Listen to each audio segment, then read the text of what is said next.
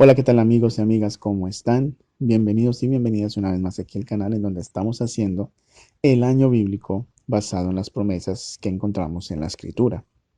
Hoy ya es marzo 8 y la promesa o el consejo lo encontraremos en la Epístola a los Hebreos capítulo 13 versículos 20 y 21. Dice la Escritura que el Dios de paz, que resucitó de los muertos a nuestro Señor Jesucristo, el gran pastor de las ovejas, por la sangre del pacto eterno, os haga aptos en toda obra buena, para que hagáis su voluntad, haciendo Él en vosotros lo que es agradable delante de Él por Jesucristo, al cual sea la gloria por los siglos de los siglos. Amén. Esta sería la bendición final que da el apóstol Pablo, que supuestamente dicen los expertos, aunque hay muchas teorías sobre el autor de la epístola a los hebreos, la mayoría coincide en que fue el apóstol Pablo el que escribió esta epístola. Así que partiendo de ahí, entonces tenemos que esta es la última bendición, o la bendición final de la epístola cuando ya Pablo se está despidiendo de sus lectores.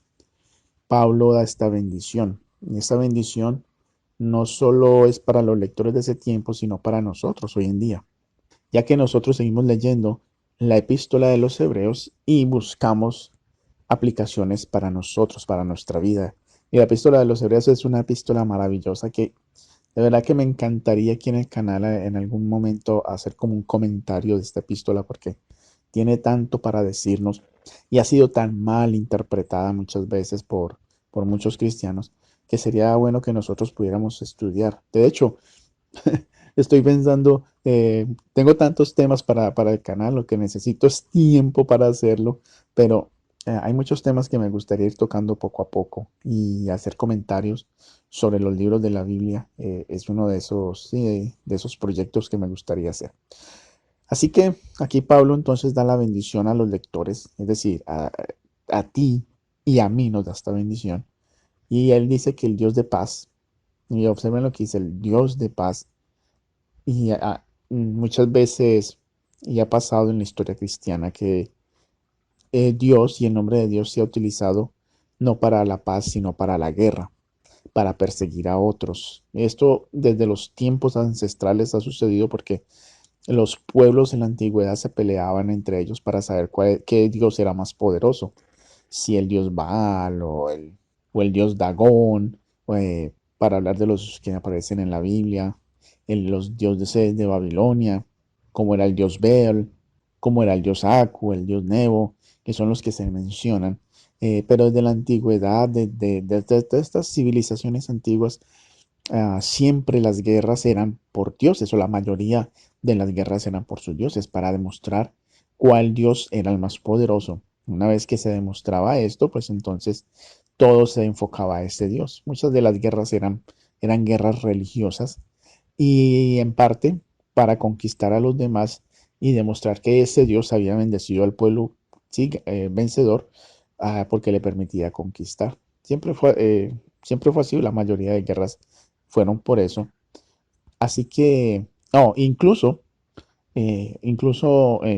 también en la edad medieval, en la Edad Media, la Iglesia Católica, que era la iglesia predominante antes de que surgiera la Reforma Protestante en los 1500, también hacía guerras, lo que se conocía las guerras santas, en el nombre de Dios y utilizaban el nombre de Dios para conquistar a los pueblos, para derrotar pueblos, para humillar a otros.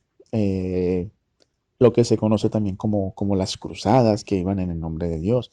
La conquista de América en parte fue para expandir el catolicismo, para llevar en sí en el nombre de Dios o traerlo a estas tierras. Así que básicamente el nombre de Dios siempre se ha utilizado para la guerra. Y ahora Pablo le dice que es el Dios de paz. Nosotros debemos entender eso, que es el Dios de paz. El Dios de paz es ese Dios que nos da tranquilidad a nosotros.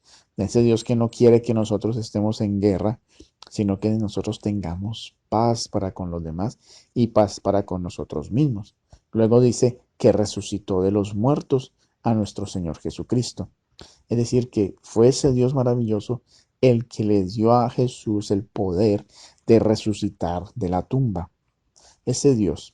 Y entonces aquí imagínense, los hebreos están leyendo esto y se encuentran con que ese Dios de paz, una referencia al Dios del Antiguo Testamento, fue el que resucitó al Señor Jesucristo, es decir, a, a- hablándolo en palabras hebreas, sería a Adonai Yeshua o Yeshua Adonai, que serían el Señor Jesucristo, o Yeshua Mashiach Adonai, porque Mashiach es la palabra que se usa para Mesías.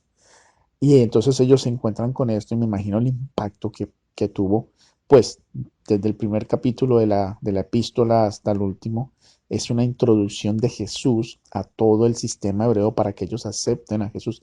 Es decir, el libro de Hebreos es como poner a Jesús en el Antiguo Testamento.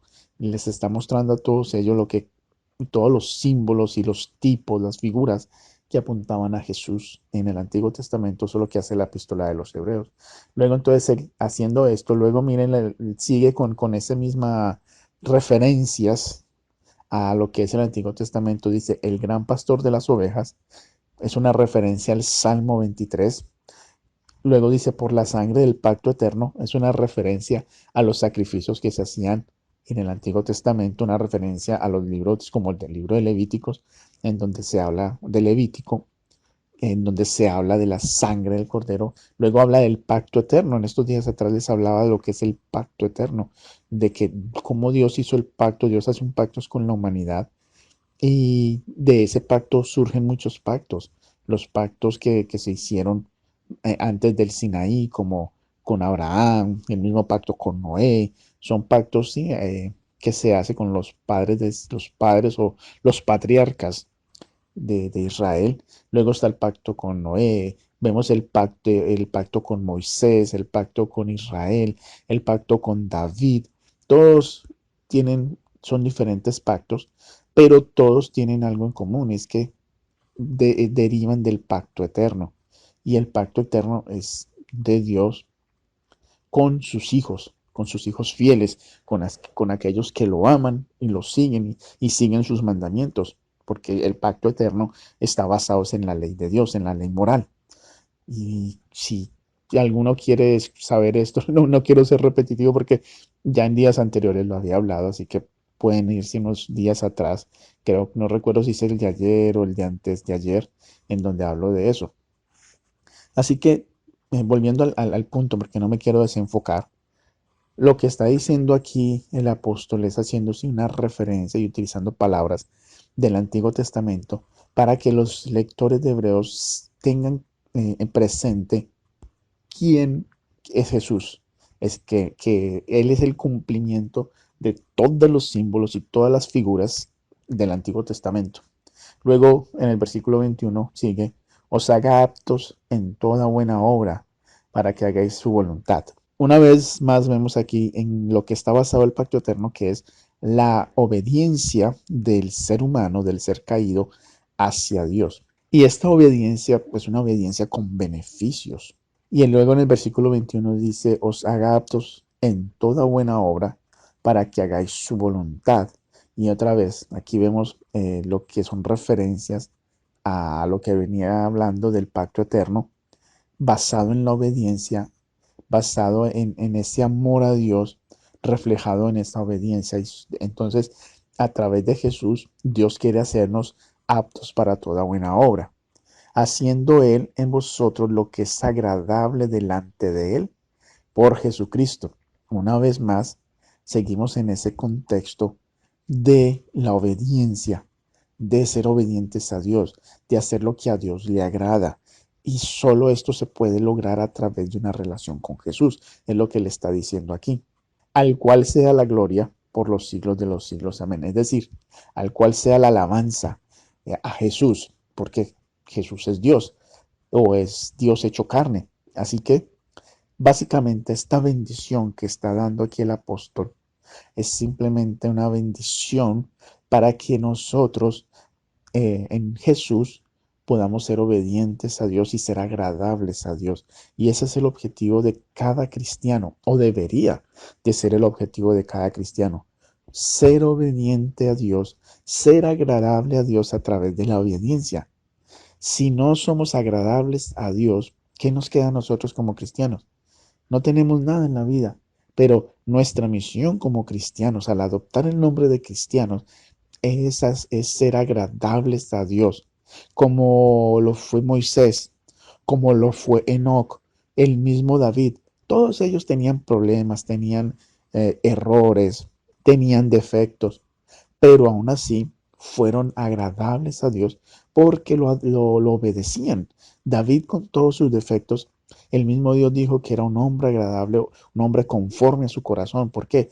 Porque David obedecía a Dios, hacía todo para obedecer a Dios.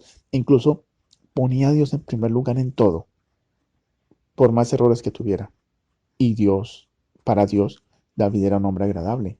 Lo mismo Daniel. Si nosotros estudiamos la historia de Daniel, nos vamos a dar cuenta que Daniel era un hombre agradable a Dios. Y por eso en el capítulo 9, cuando Daniel está haciendo aquella oración y aparece Gabriel, el mismo Gabriel le dice que la oración ya había sido contestada antes de que Daniel terminara de orar, o incluso antes de que comenzara a orar, porque Daniel era un varón muy amado en el cielo.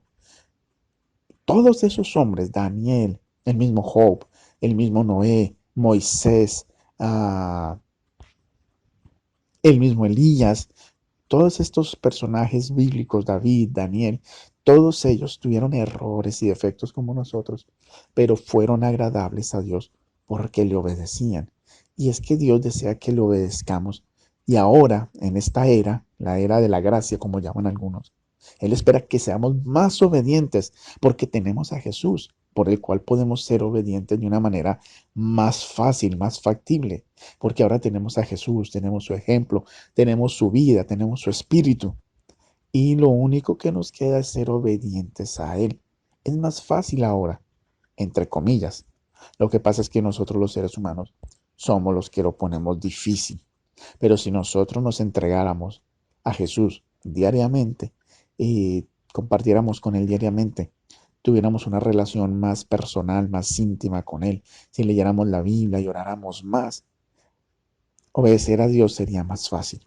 No estaríamos nosotros peleando los cristianos, no estaríamos peleando por el sábado, que si el sábado, que si el domingo. Si la Biblia lo dice, dice que es sábado, en ningún lado dice que es domingo. Y si obedeciéramos a Dios, no por nuestro orgullo, sino por Dios, no tendríamos problema de eso. No tendríamos problema con los 10 mandamientos. No estaría la gente diciendo, no, es que los 10 mandamientos ya fueron abolidos, cuando en la Biblia no hay nada de eso. Los 10 mandamientos son la ley moral de Dios que Dios nos dejó. Mucha gente dice, no, es que el sábado, que no hay que guardar el sábado, que porque eso era un ritual o que eso era solo para los judíos, pero es que el resto de la ley también fue para los judíos. ¿Por qué? Porque Dios hace un pacto con ellos, pero se supone que ese pacto con ellos es el mismo pacto que había hecho con Abraham de ser una bendición a todos. Y nosotros, la iglesia cristiana, también somos hijos de Abraham, fuimos llamados a ser una bendición para todos. Es decir, el mismo pacto que se hizo con Israel se hace con nosotros los cristianos. Lo mismo, pero nosotros los cristianos, por nuestro orgullo o por ir en contra de los judíos, porque esto algún día lo voy a hablar en el canal, pero toda esta problemática del sábado se surgió simplemente porque la iglesia romana no querían, no quería, la iglesia romana, cuando estoy hablando de la iglesia romana, estoy hablando de la iglesia de finales del primer siglo, del segundo siglo y principios del tercer siglo, más o menos por allí, cuando ellos no querían, no querían nada que ver con lo que eran los judíos. Y entonces se hace como una brecha entre judíos y romanos, y los romanos deciden quitar el sábado porque el sábado lo decían que era la señal de los judíos. Así que deciden quitar el sábado, y toda la teología que comienza a surgir en aquellos tiempos de la iglesia occidental, por así decirlo, de la iglesia romana, toda esa teología comienza a ser una teología antisemita, es decir, una teología que odiaba a los judíos.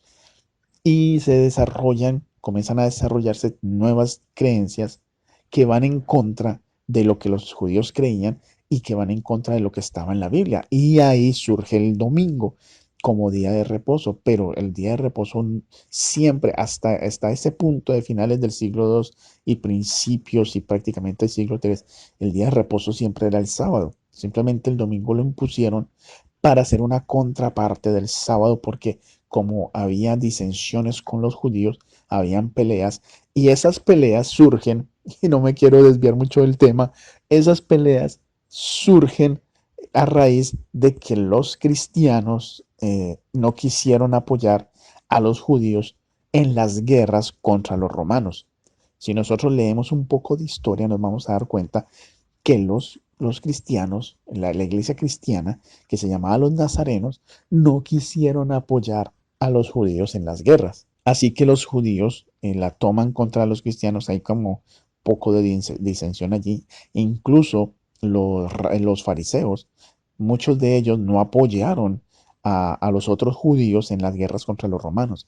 Y es por eso que Roma le permite a los fariseos, que luego se conoce como los rabinos, a tener iglesias en Occidente, porque ellos no se fueron en contra de los romanos en esas guerras. Es muy interesante toda esa parte histórica. El punto es, para volver a enfocarme, es que la ley de Dios, la ley moral, tanto para Israel como para la iglesia cristiana, es el mismo pacto. Todo eso es un mismo pacto.